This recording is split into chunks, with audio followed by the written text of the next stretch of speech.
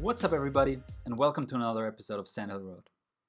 In this week's episode, I'm joined by London-based legal tech pioneer Richard Mabey, who's the co-founder of Juro. As lawyers, generally, we're risk-averse by nature, and all of a sudden we find ourselves in this super high-risk environment of running a company from scratch. Juro is an end-to-end contract management SaaS solution, which is used by lawyers and in-house teams at companies such as Deliveroo, Skyscanner, and Nested. The company is bringing the Word document and redlines to the cloud, automating a number of tedious and previously manual processes in the course of it. The company has raised more than $8 million so far. Most recently, they announced their $5 million Series A led by Union Square Ventures. Richard is such a well-spoken former Freshfields lawyer turned tech entrepreneur that the Financial Times recently recognized him as one of the top 10 legal business people last year. Of course, we're now in a world where there's much more collaborative document formats, Google Docs, Notion, Coda, Airtable, there's kind of lots.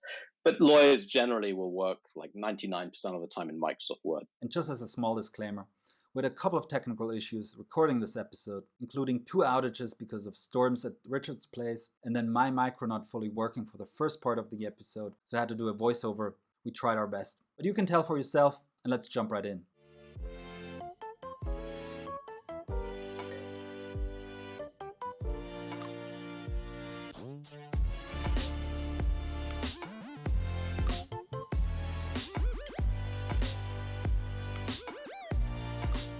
What's up, everybody, and welcome to another episode of Sand Hill Road. My guest today is Richard Mabey, who's the co-founder of Juro, which is a London-based legal tech startup. Welcome, Richard. You ready to take us to the top? I am, and thank you so much for having me on. So before getting into Juro, let's talk a little bit about your magic circle times. And once upon a time, I completed a UK LLB myself. I never ended up completing a training contract, which is the vocational part after the LLB. But from what I remember from those days, getting a training contract is statistically speaking almost impossible, especially at a magic circle firm like Freshfields. And I think we're talking about an acceptance rate of 1% to 2% here. So talk to us about how you pulled that off and how you landed the training contract with Freshfields. Yeah, sure. So I think like Richard, when he graduated, is my mother's favorite version of Richard, right? Because I went after doing a law conversion course to Freshfields, and so as you say, I kind of got this training contract. And I was pretty chaotic. I didn't think I really sort of organized the whole thing very well, but someone introduced me to Freshfields, mentioned I might apply. It looked kind of interesting, and I applied, and I somehow kind of got the job. I was with Freshfields for almost 4 years. So both the 2-year training contract, which is the kind of standard process for training you up as a corporate lawyer, and then some time after that, both in London and in New York in their M&A teams. So doing contracts back then, but in just a bit of a different way. I think my career has kind of taken a tack much to the horror of my mother, but certainly been an interesting journey. So after your training contract, you stayed on with Freshfields for another 3 years, working in their M&A department. And having worked in a corporate law M&A practice group myself, I know that this is a rather process-driven environment where entrepreneurship is not really a priority. But did you already at that point in time think that you would eventually end up starting your own business, or when did you really catch the entrepreneurship bug? Yeah, I guess, I mean, for all kind of founders in legal tech who've been through that legal journey, it's kind of an unusual profile for an entrepreneur, right? So as lawyers, generally, we're risk averse by nature, and all of a sudden we find ourselves in this super high risk environment of running a company from scratch. So I think probably I was interested in it before I decided to become a lawyer. So I think if you'd asked me age 15 what I would want to do, I would say start a company. And somewhere along the way, I was distracted by a different path. I think that the great thing about doing that training is it's great training. So very, very lucky and fortunate to have a great firm who's investing in training you up in various ways, amazing experiences that you have. And I think for me, the most formative was being on secondment. So this is where a law firm kind of places you with one of their clients. So in an in-house legal team. And that's really where I learned about the pain points and the problem set that I've gone on to solve. So not planned, but was a nice way of identifying what to start as opposed to just starting something because it was interesting. So in 2014, you went for an MBA at INSEAD and afterwards joined LegalZoom, as I think their second employee in their UK offices in London.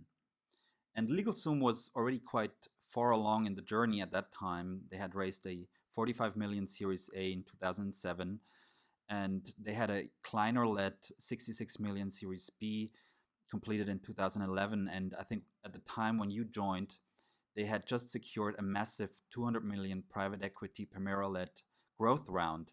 So LegalZoom was by no means a small shop at the time when you joined, but given the really conservative path that you'd taken until that point, it was definitely less proven than going back to Big Law and Magic Circle. So how did your mom feel about that?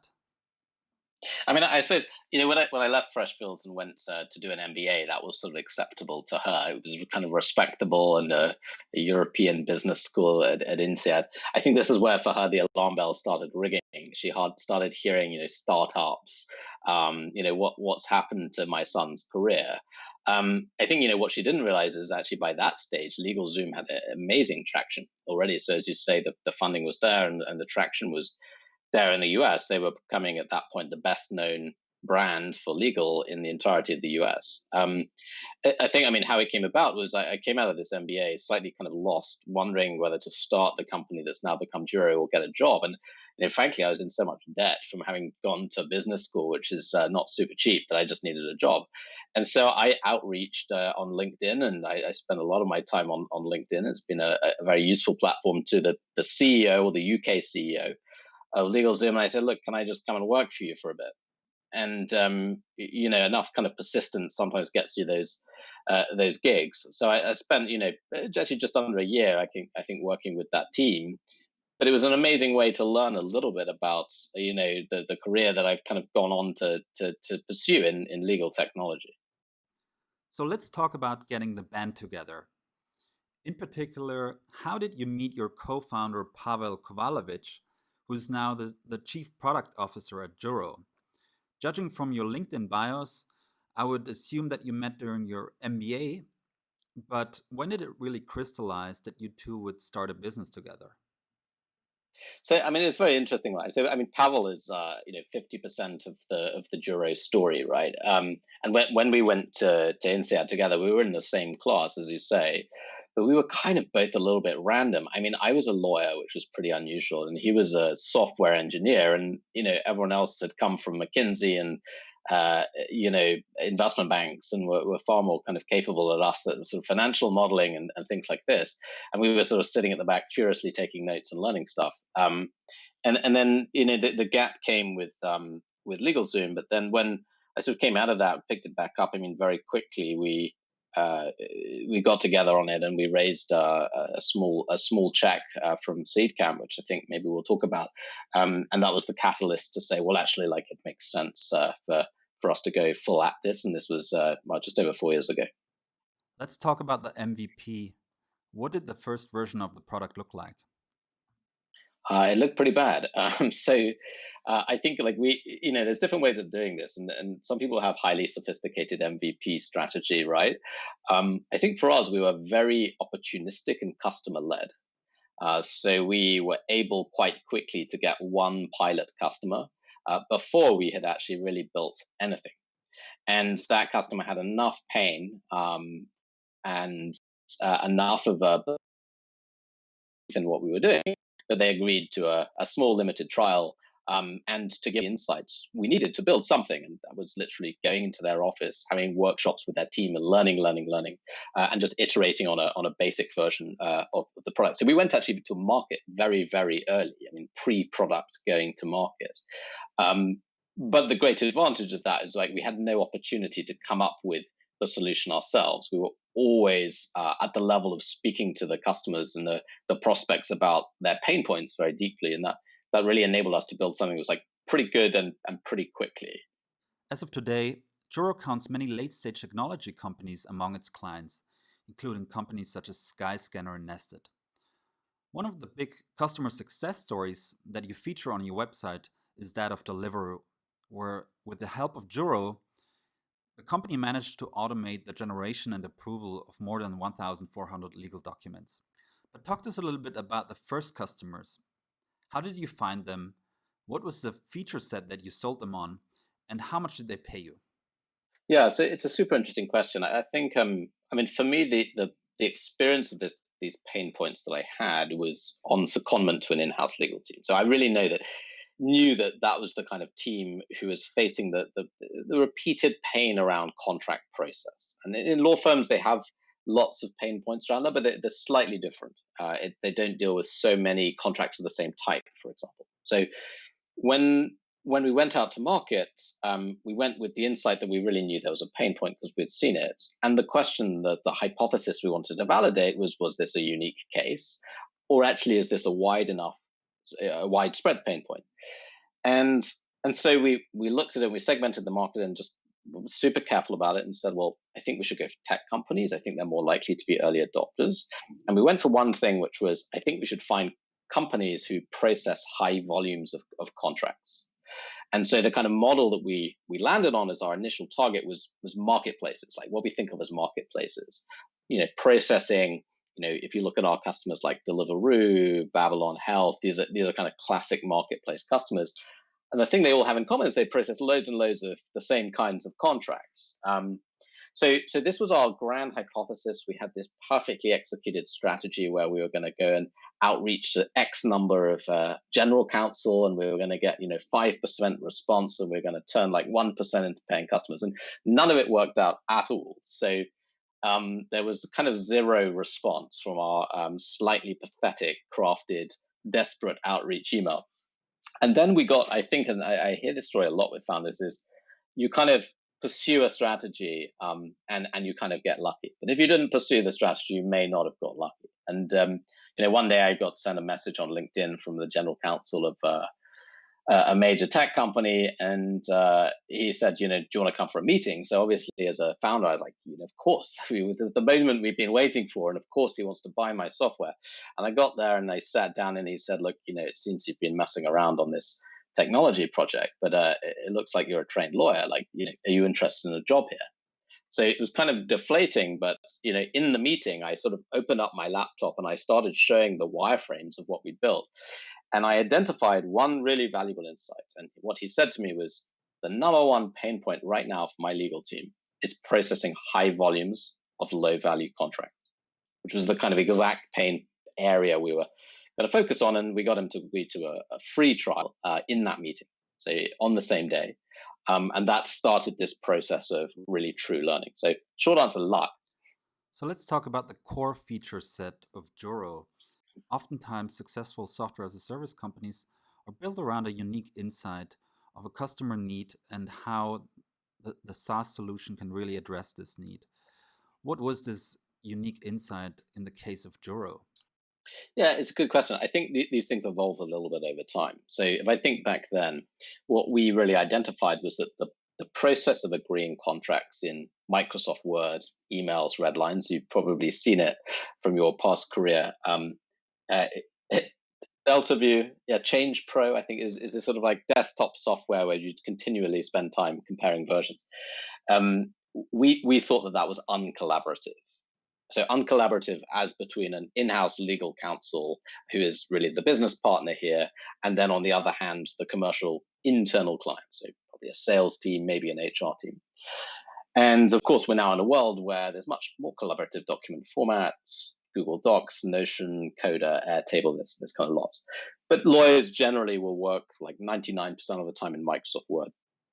And what we realized after a while was if we can make this process more collaborative, we can solve problems for all those stakeholders. We can help people close contracts faster, and we can also help the legal team become more of an enabler.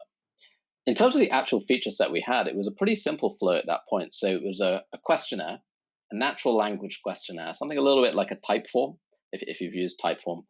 And it would ask you natural language questions, like who is this non-disclosure agreement with, or who's this master services agreement with? What's the term of the contract? What's the the liability cap, whatever it was. And then it was to just magically generate this document. The core feature set that you were building in the beginning, what made it really a painkiller instead of just a vitamin? It starts with understanding what the pain is.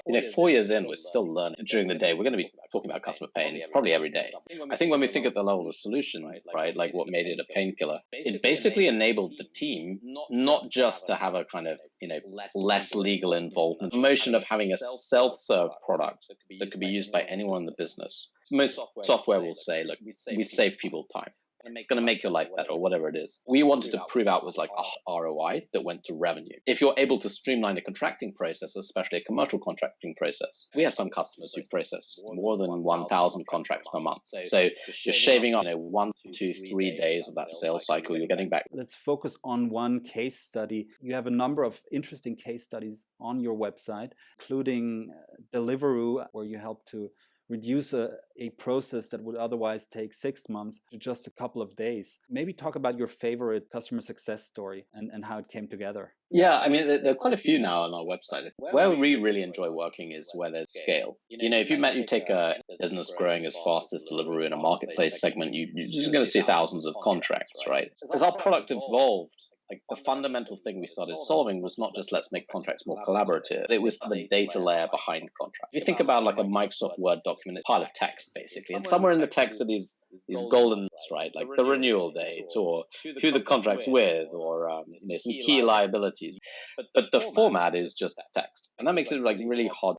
You can start doing really interesting things, especially with APIs. Some of my favorite cases have been where people have mass generated documents using our API. To go back to your question on sort of painkiller versus vitamin, in that case, like this is a project which might have taken 6 months of human time. It's not just 1, 2 contracts a month. It's real scale. Yeah, certainly those more kind of techy cases are really, really fun. Tell us a little bit about early pricing, which is always a big topic, especially when you're starting out. You don't know whether you should charge more than it's actually worth at the initial stage of the product. You don't want to charge too little, because then afterwards you have to grandfather the underpriced customers. Talk to us about the initial pricing and how you came up with this pricing. Don't over optimize, right? I think this is like my one learning is, as MBAs, this is like the danger zone. You want to run all the scenarios, you want to get this perfect pricing model, and the reality, and you quickly learn, is you just don't know anything. It's really hard to measure with a small sample.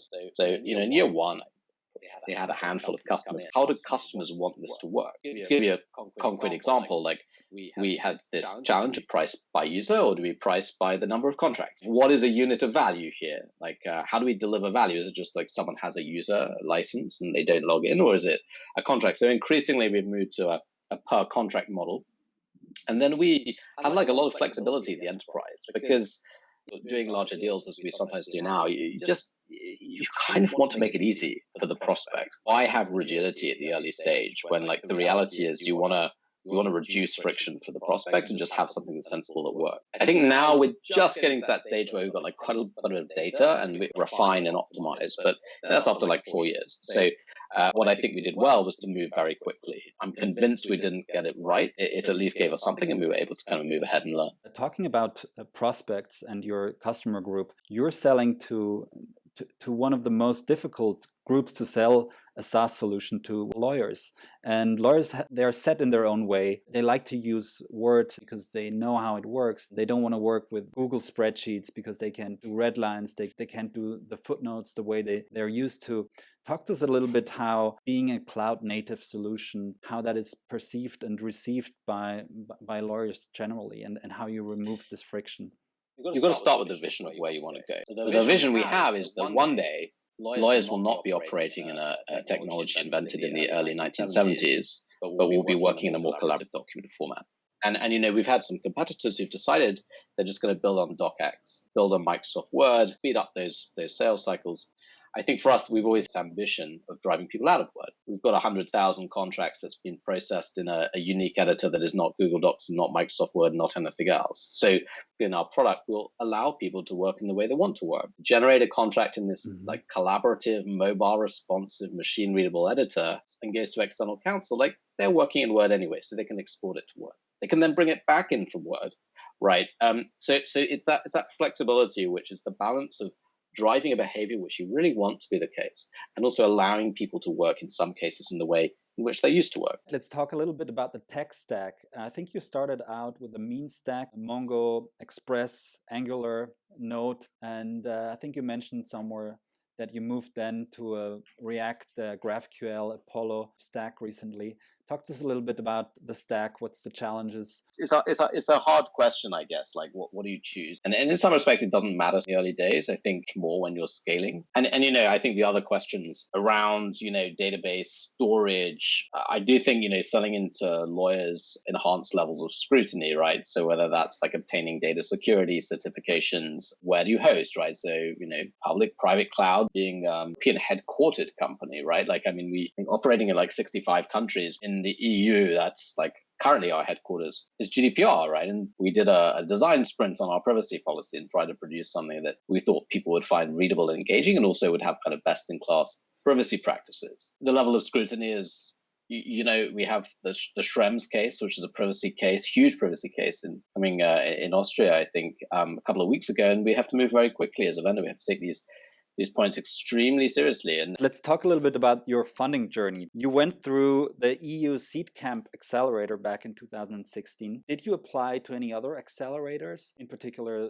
the big one, Y Combinator? Yeah, so we didn't do YC. It was very early for us, right? So we were pre-product, so we had like a PowerPoint deck. I just endlessly emailed people. So I emailed Reshma Sahoni at Seedcamp, a fantastic investor. And I said, can we come on the Seedcamp? She said, join the back of the queue, right? She said, apply and go through the process. We actually applied, and I think we were rejected the first time. They were just like, you've got nothing. Then we went in the second time, and we had started getting not like traction, but it was really Reshma and Tom Wilson who took the chance, right? So they wrote us this check of $25K, and after a while we were take another $50K, enough to go and build like not just minimum viable product, but viable products. Living off kind of ramen and having a very small team, right? But it was very transformative. And I think Seedcamp was a huge part of this because it kind of got us a little bit on the map, right? So I remember getting like the week after a lot of inbound from VCs.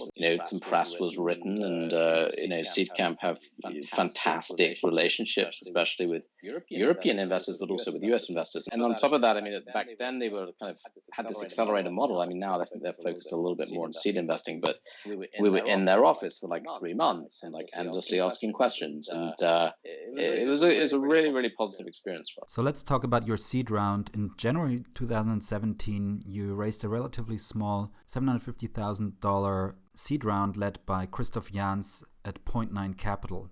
I'm not too deeply into the Berlin market, but I heard from sources in Berlin that Point 9 is really the seed player to pitch. I would guess, given that you're mainly UK based, you would reach out to the UK firms first.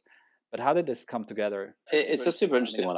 When we started that round, we were raising a small angel round. So we raised this initial check, and then we realized we needed more capital, and meet Michael Pennington, who was just kind of getting a little bit into angel investing back then. He's very active and well-known investor now.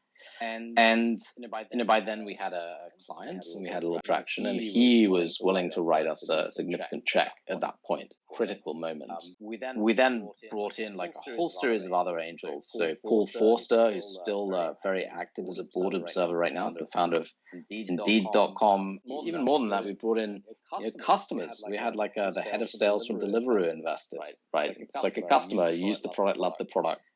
And how Point 9 came about was, super random.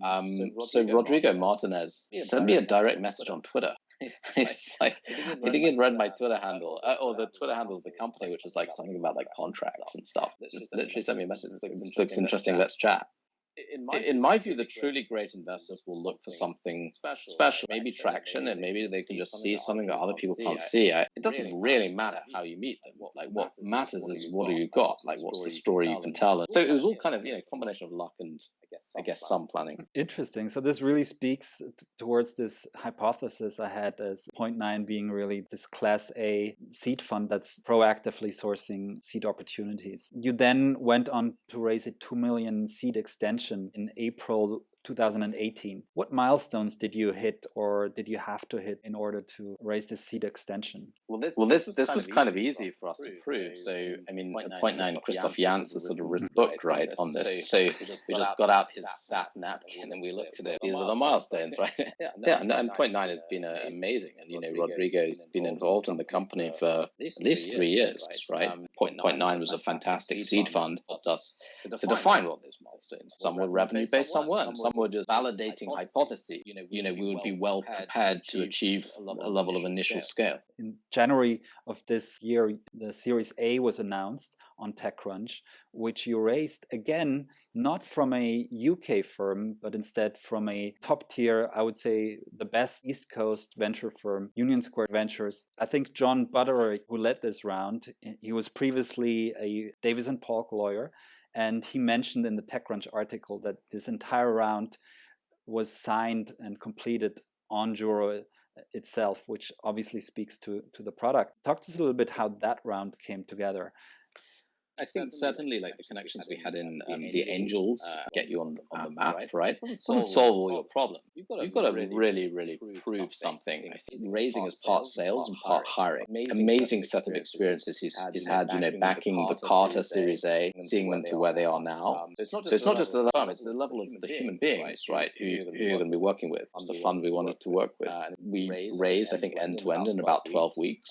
Talk to us a little bit how you got this first initial introduction to USV and which other firms you were considering in this fundraising process. Introduction came from Paul Forster. So one of our angels, so his company Indeed.com was backed by USV. They raised one round of funding, and you know, Paul is an incredible entrepreneur who's bootstrapped a company to being the world's largest job site. It's certainly like great to have the introduction, but you know, USV making probably like 10, 20 a year. And you know, 10,000 pitch decks. So it's still like a battle. Whether you get down these rounds, the traction starts speaking more for itself, right? There's no sort of hypothetical, is this going to be a success? If you're, you know, growing 4.5x and you're at 10 million in ARR, there's a certain level of that will help. Yeah, for sure.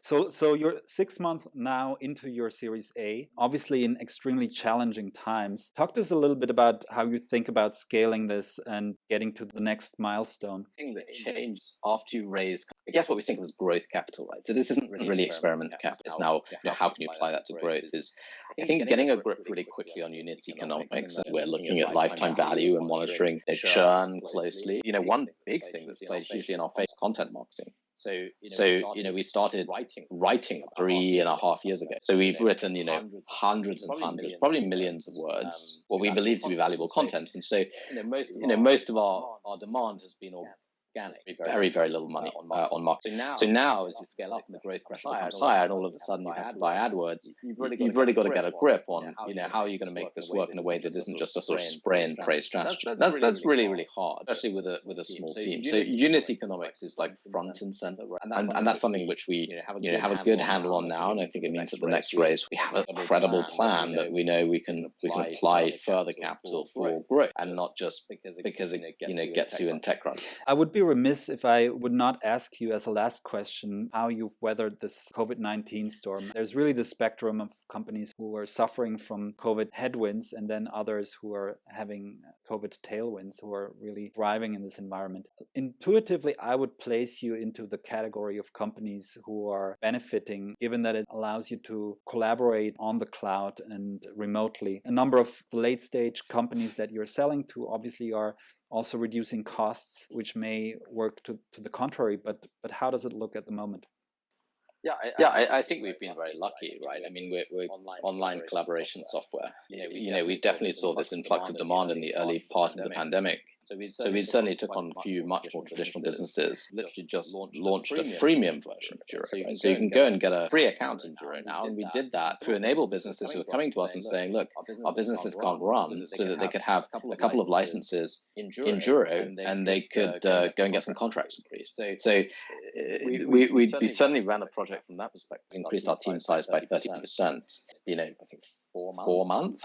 You know, there's an awful lot of incredibly talented people who have been very unfortunate being made redundant, or you know, in the UK we have a furlough system, and we've been hiring intensively, and we continue to do so. The sort of negatives have been like really sad stories, right? Because we like the one thing we're allergic to as a SaaS business is churn. And there are two types of churn. There's forced churn and unforced churn. Forced churn is you've done a bad job. We have really doubled down on giving customers the best possible experience. We have a fantastic director of customer success. What we see now a little bit, and we have had this, is what we call unforced churn, which is customers going out of business. So customers going into Chapter 11, administration, etc. And I think this is a natural part of the course. We work with a lot of businesses in the travel and hospitality sectors, which have been hugely hit. It's a good validation if you're seeing a company in financial distress who are saying, well, actually, using Juro is giving us significant return on investment. So our costs aren't reduced by cutting an expense in Juro, they're actually increased. All in all, we've been very, very lucky. And obviously, having raised earlier in the year, we're in a fortunate position to be able to go and continue hiring. Thank you, Richard, for giving us so many insights into the details of your founder journey. For everyone out there, where can people find out more about you and what you're up to? The place to head is Juro, so nice and easy. It's Juro.com. You can go and subscribe to our content and our resources page. Interested in learning more about my journey, I write a lot on LinkedIn. Wonderful. Thank you, Richard, for being with us today and weathering this literal storm of yours. So we had to stop the recording a number of times. Then I had some problem with my setup, but we plowed through. 2 power cuts, but neither of my 2 children have interrupted, so I view this as a success. Wonderful. Thank you, Richard. Great speaking to you. Thanks, Erasmus.